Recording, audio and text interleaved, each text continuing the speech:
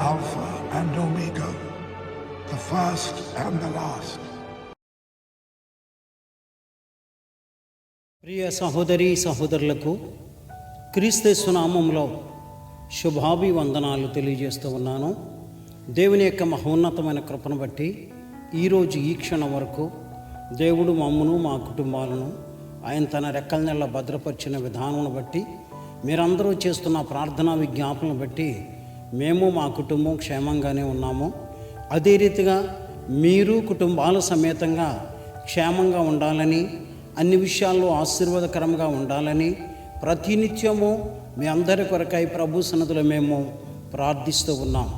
ప్రభువునందు ప్రియులారా, మరి ఈ సమయంలో గత వారంలో మనము ధ్యానం చేస్తున్నటువంటి అంశం ఏంటనగా, ప్రభువారు శిలువ మరణం పొంది సమాధి చేయబడి తిరిగి లేచిన తరువాత ఆయన ముమ్మారు తన ప్రత్యక్షతను మొదటిగా స్త్రీలకు, రెండవదిగా ఎమ్మాయి మార్గంలో శిష్యులకు, మూడవదిగా ఆ రాత్రి సమయంలో శిష్యులకు తన ప్రత్యక్షతను తెలియజేస్తున్నటువంటి అనుభవాన్ని మనం పరిశీలన చేస్తాం. చివరిలో ఒక విషయాన్ని నేను తెలియజేస్తాను. ఏంటనగా, ప్రియులారా, యేసు ప్రభువారు శిష్యులు ఒక ఇంటిలో కూడి ఉండగా యేసు ప్రభువారు వారి మధ్యకు వెళ్ళి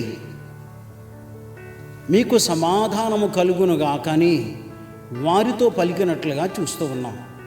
కనుక యేసు ప్రభువారు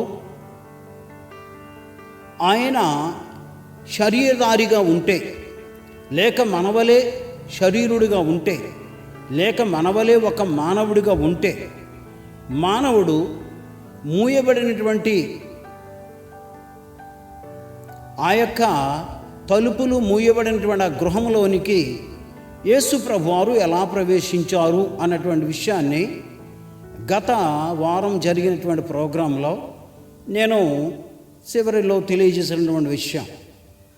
కనుక అక్కడ మనం ధ్యానం చేస్తున్న విషయం ఏంటంటే, దేవుడు ఆత్మ గనుక ఆయన ఎక్కడైనా ప్రవేశించగలడు, ఎక్కడైనా ఉండగలరు, ఎవరితో అయినా ఉండగలరు అన్నటువంటి విషయాలను మనం పరిశీలన చేస్తాం. రెండవది ఏంటనగా, శిష్యులకు తన్ను తాను కనుపరుచుకున్నప్పుడు, ఇదిగో నా వలె ఎముకలను శరీరమును భూతమునకు ఉండవు అని చెప్పి వారిలో ఉన్నటువంటి భయాన్ని, ఆందోళనని తొలగించి ఆ డౌట్ క్లియర్ చేసినట్లుగా వాక్యంలో మనం పరిశీలన చేస్తాం. ఈరోజు మన ధ్యానం ఏమిటనగా, యేసు ప్రభువారు తన శిష్యులకు 4వసారి తన ప్రత్యక్షతను తెలియజేస్తున్నటువంటి అనుభవాన్ని మనం పరిశీలన చేస్తూ ఉన్నాం. యోహాను సువార్త 20వ అధ్యాయము 26వ వచనము నుండి ఈ మాటను మనము పరిశీలన చేయగలమండి. 8 దినములైన తరువాత ఆయన శిష్యులు మరలా లోపల ఉన్నప్పుడు తోమా వారితో కూడా ఉండెను. తలుపులు మూయబడి ఉండగా యేసు వచ్చి మధ్యన నిలిచి, మీకు సమాధానము కలుగునుగాక అనెను అని దేవుని వాక్యములో మనం చూడగలుగుతూ ఉన్నాం. ఇంకా మనము 2 వచనాలు పరిశీలన చేసినప్పుడు,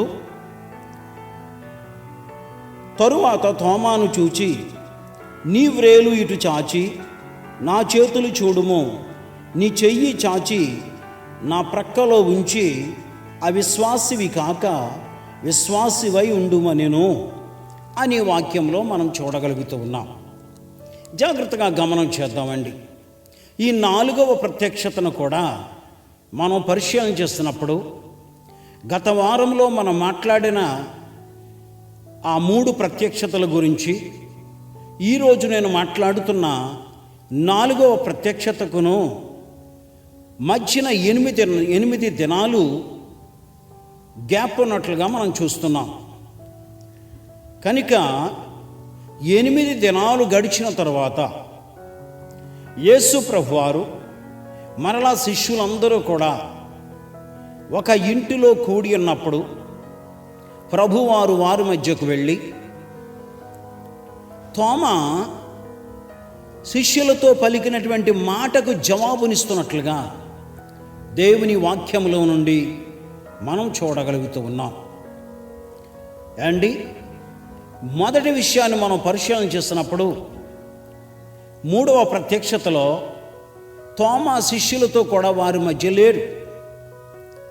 తోమా వచ్చినప్పుడు మేము ప్రభువును చూసాము అని శిష్యులు తోమాతో చెప్పినప్పుడు, నేను ఆ రీతిగా నమ్మను, యేసు ప్రభువారు చేతుల గాయాలలో నేను వ్రేలు పెట్టి చూస్తేనే కానీ నమ్మను అని చెప్పి తోమా పలికినటువంటి మాటకు జవాబుగా 8 దినాలైన తరువాత యేసు ప్రభువారే స్వయంగా తోమాతో సహా శిష్యులందరూ కూడి ఉన్నప్పుడు ఆ ఇంటిలోనికి ఆయన వచ్చి వారితో ఈ రీతిగా మాట్లాడుతున్నటువంటి అనుభవాన్ని మనం చూడగలుగుతూ ఉన్నాం. కనుక ప్రభువునందు ప్రియులారా, ఆ మాటను నేను మరలా జ్ఞాపకం చేస్తూ ఉన్నాను. తరువాత తోమాను చూచి, నీ వ్రేలు ఇటు చాచి నా చేతులు చూడుమో, నీ చెయ్యి చాచి నా ప్రక్కలో ఉంచి అవిశ్వాసివి కాక విశ్వాసివై ఉండుమనెను అని వాక్యంలో మనం చూడగలుగుతూ ఉన్నాం. కనుక ప్రభువునందు ప్రియులారా, అంటే యేసు ప్రభువారు ఆ ఈస్టర్ సండే ఆ రోజు రాత్రి శిష్యులకు 3వ ప్రత్యక్షతలో తన్ను కనపరుచుకున్నప్పుడు శిష్యులతో మాట్లాడిన తరువాత ఆయన అక్కడి నుండి అదృశ్యుడైనట్లుగా చూస్తూ ఉన్నాం. రెండవ విషయం అండి, 8 దినాలు గడిచిన తరువాత మరలా తోమాతో సహా శిష్యులందరూ ఉన్నప్పుడు వారి మధ్యకు వచ్చి మరలా వారితో ప్రభువారు ఈ రీతిగా మాట్లాడుతున్నటువంటి అనుభవాన్ని మనం చూడగలుగుతూ ఉన్నాం. 26వ వచనాన్ని మరలా నేను జ్ఞాపకం చేస్తున్నానండి. 8 దినములైన తరువాత ఆయన శిష్యులు మరలా లోపల ఉన్నప్పుడు తోమా వారితో కూడా ఉండెను. తలుపులు మూయబడి ఉండగా యేసు వచ్చి మధ్యన నిలిచి, మీకు సమాధానము కలుగునుగాక అనేను అని వాక్యంలో మనం చూస్తూ ఉన్నాం. ప్రియులారా, ఈ మాటలను మనం జాగ్రత్తగా పరిశీలన చేద్దామండి. తలుపులు మూయబడి ఉండగా, శిష్యులందరూ లోపల ఉండగా యేసు ప్రభువారు వారి మధ్యకు వచ్చి మీకు సమాధానము కలుగునుగాక అని చెప్పి పలికినప్పుడు వారి మధ్య ఆయన శరీరుడుగానే కనబడుతూ ఉన్నాడు. అంతేకాదండి, ప్రభువునందు ప్రియులారా, యేసు ప్రభువారు తోమాను చూచి, నీ వ్రేలు ఇటు చాచి నా చేతులు చూడుమో, నీ చెయ్యి చాచి నా ప్రక్కలో ఉంచుమో అని ప్రభువారు మాట్లాడుతున్నటువంటి అనుభవాన్ని ఇక్కడ మనం చూడగలుగుతూ ఉన్నాం. జాగ్రత్తగా గమనం చేద్దామండి. తోమా యేసు ప్రభువారు చేతి గాయములో వ్రేలు పెట్టి చూడాలి అంటే యేసు ప్రభువారు శరీరుడుగానే కనిపించాలి. అంతేకాదండి, మరి ఆయన గాయాల్లో వ్రేలు పెట్టి చూడాలి అంటే ఆయన గాయముగానే కనిపించాలి. ప్రభువునందు ప్రియులారా, జాగ్రత్తగా గమనం చేద్దాం. ఇదైన తరువాత తోమా ఈ రీతిగా పలుకుతున్నటువంటి అనుభవం మనకు అందరికీ తెలుసు. అందుకు తోమా ఆయనతో, నా ప్రభువా నా దేవా అనేను అని వాక్యములో మనం పరిశీలన చేస్తూ ఉన్నాం. ప్రియులారా, ఇక్కడ 2 సందర్భాలు మనకు కనబడుతున్నాయి. ఒకటి, యేసు ప్రభువారు ఆయన ఇంటిలో తలుపును మూయబడి ఉండగా ఎలాగూ ప్రవేశించారు. రెండో విషయం అండి, శిష్యులతో మాట్లాడుతూ ఉన్నప్పుడు ఆయన శరీరుడుగానే కనిపిస్తూ ఉన్నాడు. శరీర సంబంధమైనటువంటి వ్యక్తి తలుపులు మూయబడి ఉండగా ఇంటిలోనికి వెళ్ళాలంటే లోపల ఉన్నటువంటి వారు తలుపులు తీస్తేనే కానీ బయట ఉన్నటువంటి వ్యక్తి లోపలికి వెళ్ళడానికి ఏ విధమైన అవకాశము ఉండదు. రెండో విషయం అండి, మరి ఆయన ఎలాగూ ఇంటిలో ప్రవేశించారు? ఎలాగూ మీకు సమాధానము కలుగునుగాకని చెప్పారు. యేసు ప్రభువారు ఇక్కడ 2 అనుభవాలను మనం చూస్తూ ఉన్నాం. ఆయన ఇంటిలో ప్రవేశించే ముందు దేవుడు ఆత్మ గనుక ఆత్మరూపిగానే ఆయన ఇంటిలో ప్రవేశించారు. రెండో విషయం, ఆయన శరీరులకు తన్ను తాను ప్రత్యక్షపరచుకోవాలి గనుక ఆయన శరీరుడుగానే తన్ను తాను ప్రత్యక్షపరచుకున్నటువంటి అనుభవాన్ని మనం చూస్తూ ఉన్నాం. జాగ్రత్తగా గమనం చేద్దాం. అందుకే మానవుని యొక్క నిర్మాణ విషయంలో మనం పరిశీలన చేస్తున్నప్పుడు శరీరము భూ సంబంధమైనది అయితే మానవునిలో పనిచేస్తున్నటువంటిది పరలోక సంబంధమైన దేవుడు పంపించిన ఆత్మ అని దేవుని వాక్యమును బట్టి మనం చూడగలుగుతూ ఉన్నాం. ఒక మానవుని యొక్క నిర్మాణ విషయంలో పరిశీలన చేస్తున్నప్పుడు శరీరము భూ సంబంధమైనది అయితే ఆత్మేమో పరలోక సంబంధమైనది, దేవుని యొద్ద నుండి పంపించబడినది. అందుకే ప్రసంగి గ్రంథం 12వ అధ్యాయము 7వ వచనంలో మనం పరిశీలన చేస్తున్నప్పుడు మొన్నైనది వెనుకటి వలనే మరలా భూమికి చేరును, ఆత్మ దాన్ని దయచేసిన దేవుని యొద్దకు మరలా పోవునని దేవుని వాక్యంలోంచి మనం చూడగలుగుతూ ఉన్నాం. జాగ్రత్తగా గమనం చేద్దాం. మానవుడు ఎంత గొప్పవాడైనా, ఎంత గనుడైనా, ఎంత జ్ఞానవంతుడైనా మానవుడే కనుక మానవుడు మరణించాడు అంటే ఈ శరీరము మట్టిలో కలిసిపోవాలి, మన్నుకు మన్నుగా మార్చబడుతూ ఉంది. ఆత్మ అయితే ప్రభువునందు ప్రియులారా, ఆ ఆత్మ దేవుని యొద్ద నుండి వచ్చింది కనుక ఆ ఆత్మ దేవుని యొద్దకే వెళ్ళిపోవాలి అని దేవుని వాక్యము తెలియజేస్తూ ఉంది. జాగ్రత్తగా గమనం చేద్దాం. ఇప్పుడు లోకములో నివసించే మానవులు శరీరులు, పరలోకమందున్నటువంటి దేవుడు ఆత్మ. జాగ్రత్తగా గమనం చేద్దామండి. కానీ దేవుడు మానవులకు తన ప్రత్యక్షతను తెలియజేసుకోవాలనుకున్నప్పుడు, తన ప్రత్యక్షతను బయలుపరుచుకోవాలనుకున్నప్పుడు మాత్రమే ఆయన శరీరాన్ని ధరించి తన ప్రత్యక్షతను తెలియజేస్తాడు. ప్రియులారా, శరీరానికి ఆత్మకు మధ్య ఉన్నటువంటి వ్యత్యాసాలు కొన్నిటిని నేను జ్ఞాపకం చేయడానికి ఇష్టపడుతూ ఉన్నాను. ఈ శరీరానికి ఆకలి వేస్తుంది, ఈ శరీరానికి దాహం వేస్తుంది, ఈ శరీరానికి శరీర సంబంధమైన కోరికలు వస్తాయి, ఈ శరీరములో స్వార్థం అనేది ఏర్పడుతుంది, ఈ శరీరానికి భార్య బిడ్డలు కావాలి, ఈ శరీరానికి లోక సంబంధమైనటువంటి గృహాలు కావాలి, ఆస్తిపాస్తులు కావాలి, సమస్తము కావాలి.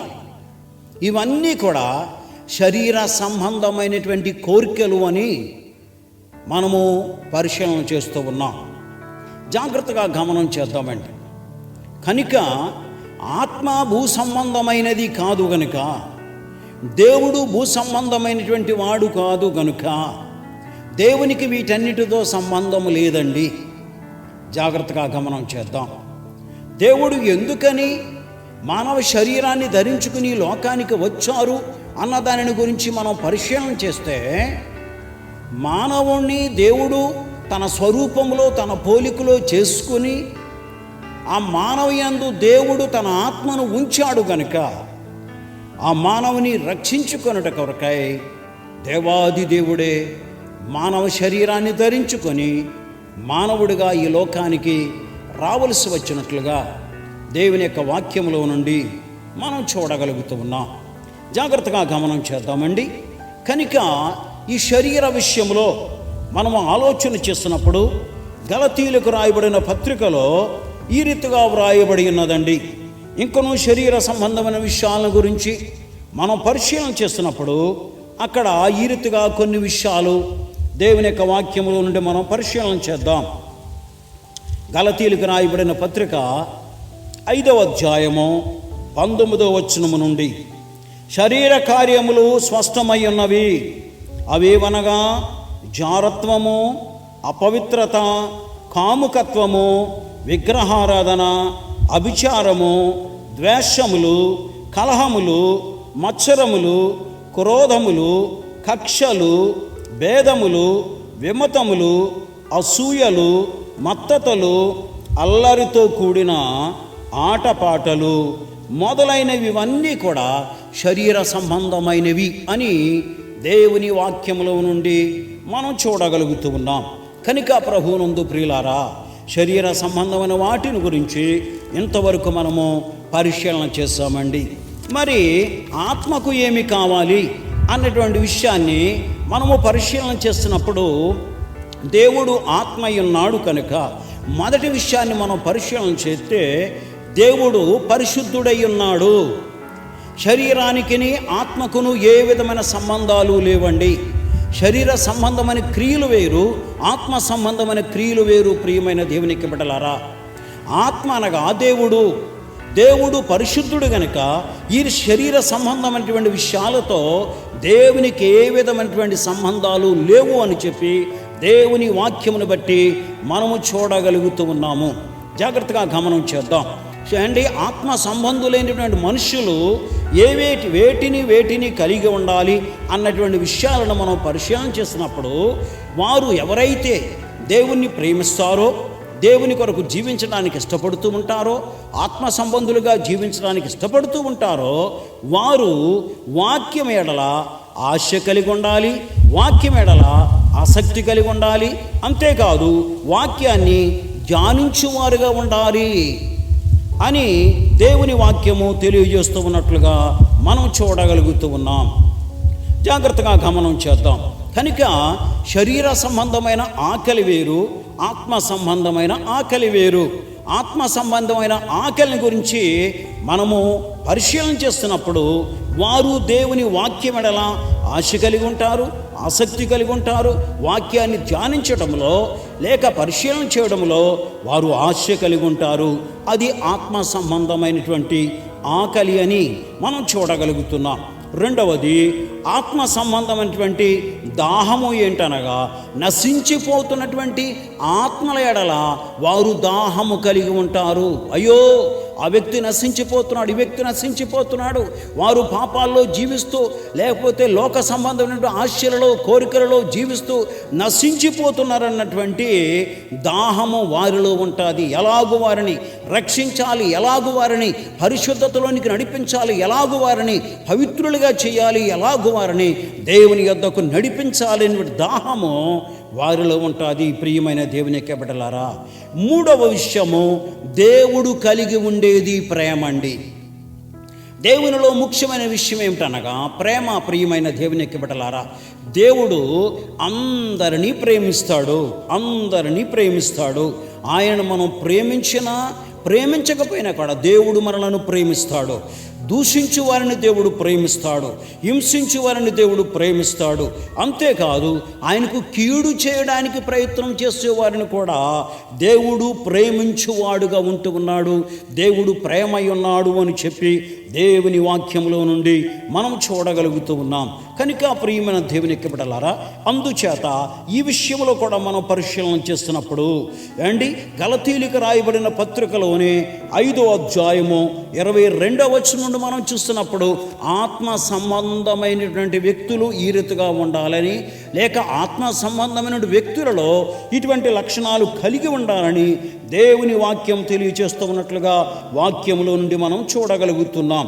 అయితే ఆత్మ ఫలం ఏమనగా ప్రేమ, సంతోషము, సమాధానము, దీర్ఘశాంతము, దయాళత్వము, మంచితనము, విశ్వాసము, సాత్వికము, ఆశానిగ్రహము, ఇవన్నీ కూడా ఆత్మ సంబంధమైన కార్యములు అని చెప్పి దేవుని వాక్యములో నుండి మనం చూడగలుగుతూ ఉన్నాం.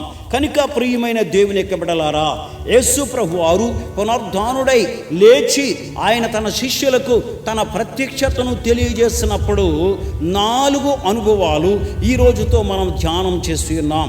ఈ 4 అనుభవంలో మనము పరిశీలన చేసింది ఏంటి అన్న దాని గురించి ఆలోచన చేస్తే, శిష్యులు మరి ఇంటిలో ఉంటుండగా తలుపులు వేయబడి ఉంటుండగా యేసు ప్రభువారు వారి మధ్యకు ఎలాగూ వెళ్ళగలిగారు, వెళ్ళి వారితో మీకు సమాధానము కలుగునగాకని ఎలాగూ చెప్పగలిగారు అన్నటువంటి విషయాన్ని మనం పరిశీలన చేస్తామండి. దేవాది దేవునిలో 2 లక్షణాలు మనం చూస్తున్నాము. దేవుడు అనగా ఆత్మ. ప్రియమైన దేవుని యొక్క బిడ్డలారా, ఆత్మ సంబంధమైన క్రియలు వేరు, శరీర సంబంధమైన క్రియలు వేరు. మానవుడు శరీర సంబంధి కనుక మానవుని యొక్క క్రియలు వేరు, మానవుని యొక్క జీవితం వేరు, మానవుని యొక్క నడవడిక వేరు. దేవుడు ఆత్మ గనక ఆయన క్రియలు వేరు, ఆయన జీవితం వేరు, ఆయన ప్రవర్తన వేరు, ఆయన నడవడిక అంతా కూడా వేరుగా ఉంటుంది. కాబట్టి ఏ మానవుడైతే మార్పు చెంది దేవుని కొరకు జీవించాలని ఆశపడుతూ ఉంటాడో ఈ శరీర సంబంధమైన ప్రతి క్రియను విడిచిపెట్టి ఆత్మ సంబంధమైనటువంటి క్రియలను వారు ధరించవలసిన వారై ఉంటూ ఉన్నారని దేవుని వాక్యము మనకు తెలియజేస్తూ ఉన్నట్లుగా మనం చూడగలుగుతున్నాం. అలాగే మనము దేవుని పిల్లలమైనటువంటి మనము శరీర సంబంధులుగానే ఈ లోక సంబంధము కానీ మనం జీవించినట్లయితే దేవుని రాజ్యంలో మనం ప్రవేశించగలమా? దేవునికి మనకి ఏ విధమైన సంబంధమై ఉంటుందా అన్నటువంటి విషయాలను మనం పరిశీలన చేయవలసిన వారమై ఉంటున్నామని ప్రభునామను బట్టి తెలియజేస్తూ ఉన్నాను. ఈ సమయంలో మరొక విషయాన్ని నేను తెలియజేస్తూ ఉన్నానండి. యోహాను సువార్త 20వ అధ్యాయంలో, యోహాను సువార్త 20వ అధ్యాయంలో 27వ వచనాన్ని మరొకసారి నేను జ్ఞాపకం చేస్తూ ఉన్నాను. తరువాత తోమాను చూసి, నీ వ్రేలు ఇటు చాచి నా చేతులు చూడుమో, నీ చెయ్యి చాచి నా ప్రక్కలో ఉంచి అవిశ్వాసివి కాక విశ్వాసివై ఉండుమనెను అని చెప్పి దేవుని వాక్యంలోంచి మనం చూడగలుగుతున్నాం. తోమా 3.5 సంవత్సరాలు ప్రభువారితోనే ఉన్నారు, ప్రభువారితోనే తిరిగారు, ప్రభువారు చేసిన అద్భుతాలు చూశారు. తోమా కూడా అద్భుతాలు చేశాడు. ప్రియమైన దేవుని యొక్క బిడ్డలారా, ఎన్ని చూసినప్పటికీ, ఎన్ని చేసినప్పటికీ కూడా తోమా శరీర సంబంధిగానే మిగిలిపోయినట్లుగా దేవుని యొక్క వాక్యంలో నుండి మనం చూడగలుగుతున్నాం.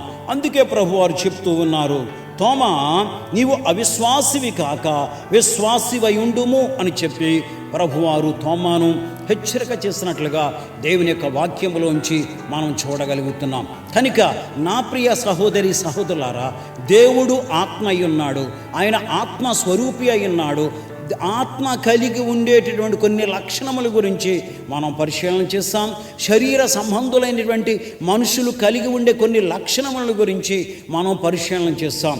కాబట్టి మనము దేవుని పిల్లలమైన తరువాత దేవుని బిడ్డలుగా ఉంటూ కూడా శరీర సంబంధులుగానే ఉన్నట్లయితే దేవుని యొక్క రాజ్యాన్ని మనం స్వతంత్రించుకోగలమా? యేసు ప్రభువారు శిలువ మరణము పొందిన తరువాత తండ్రి అయిన దేవునికి ఆయన తన ఆత్మను అప్పగించుకుంటూ ఉన్నాడు. అంతకుముందు ఆయన పలికిన మాట, అప్పటికి సమస్తమును సమాప్తమైనదని చెప్పి తల వంచి, తండ్రి నీ చేతికి నా ఆత్మను అప్పగించుకొనిచున్నాను అని చెప్పి ప్రభువారు మాట్లాడుతున్నట్లుగా మనం చూస్తూ ఉన్నాం. అవునండి ప్రియులారా, మన ఆత్మను మనము సిద్ధపరచుకొనవలసిన వారమై ఉంటున్నాం. క్రైస్తవుడైనా క్రైస్తవేతరుడైనా ఎవరైనా సరే, ఒక వ్యక్తి దేవుని రాజ్యంలో ప్రవేశించాలంటే, ఒక వ్యక్తి పరలోక రాజ్యంలో ప్రవేశించాలంటే, ఒక వ్యక్తి దేవునితో కూడా ఉండాలంటే, నా ప్రియ సహోదరి సహోదరుడా, దేవుడు ఏ లక్షణములైతే కలిగి ఉన్నాడో, దేవుడు ఏ స్వభావాన్ని అయితే కలిగి ఉన్నాడో, మనము కూడా అదే లక్షణాలు అదే స్వభావము కలిగి ఉండని ఎడల దేవుని రాజ్యంలో ఎంత మాత్రము కూడా ప్రవేశించలేము అని చెప్పి ఈ వాక్యము మనకు తెలియజేస్తూ ఉంది. అందుకే ప్రభువారు అంటున్నారు తోమాతో, తోమా నీవు అవిశ్వాసివి కాక విశ్వాసివై ఉండుము అని చెప్పి తోమాను హెచ్చరిక చేస్తున్నట్లుగా మనం చూస్తున్నాం. తోమా అయితే ప్రియులారా, యేసు ప్రభువారు చేతి గాయాల్లో వ్రేలు పెట్టి చూస్తాడు. తోమా అయితే యేసు ప్రభువారు ప్రక్కలో చెయ్యి పెట్టి చూసి, అయ్యో నా ప్రభువా నా దేవా అని చెప్పి నమ్మినట్లుగా మనం చూస్తూ ఉన్నాం. నా ప్రియ సహోదరి సహోదరుడా, నీ చేతిలో ఉన్నటువంటి దేవుని యొక్క వాక్యమును నీవు చదువుతూ ఉంటుండగా, నీవు ధ్యానిస్తూ ఉంటుండగా, నీవు వింటూ ఉంటుండగా, వాటిని విని వాటిని అనుసరించి ఆ ప్రకారంగా జీవిస్తూ నిన్ను నీవు పరిశుద్ధతలోనికి నడిపించుకున్నప్పుడు, నీవు నడుస్తూ ఉన్నప్పుడు, అప్పుడు మాత్రమే ధైర్యముతో తండ్రి ఇదిగో నీ చేతికి నా ఆత్మను అప్పగించుకొనిచున్నాను అనేటువంటి మాటను ఏ విశ్వాసి అయినా సరే ధైర్యంగా చెప్పగలరు అని చెప్పి ప్రభునామను బట్టి తెలియజేస్తూ ఉన్నాను. కాబట్టి నా ప్రియ సహోదరి సహోదరులారా, మనము లోకములో ఉన్నాము కనుక లోకములో శ్రమలు రావచ్చు, కష్టాలు రావచ్చు, ఇబ్బందులు రావచ్చు, కరువులు రావచ్చు, ఇరుకులు రావచ్చు, వ్యాధి బాధలు కలగవచ్చు. పరిస్థితులు ఏ రీతిగా ఉన్నా సరే మనము అవిశ్వాసులము కాక విశ్వాసముతో ప్రభు వైపు చూస్తున్నప్పుడు తోమాను రక్షించిన దేవాది దేవుడు తోమాను తన శిష్యునిగా చేసుకొని భారతదేశానికి పంపించి భారతదేశంలో ఆయన యొక్క రాజ్య సువార్తను ప్రకటింప చేస్తున్న రీతిగా, అదే రీతిగా దేవుడు నిన్ను నన్ను మనందరినీ కూడా ఆయన బిడ్డలుగా చేసుకొని తనకిష్టమైన రీతిలో వాడుకోవడానికి ఆయన ఇష్టపడుతూ ఉన్నాడు అని చెప్పి ప్రభువు పేట తెలియజేస్తూ నేను ఈ మాటలు ముగిస్తూ ఉన్నాను. మహోన్నతుడైన దేవాది దేవుడు ఈ మాటలను ఆయన పిల్లలమైన మనందరి నిమిత్తమై దీవించి ఆశీర్వదించునుగాక. ఆమేన్.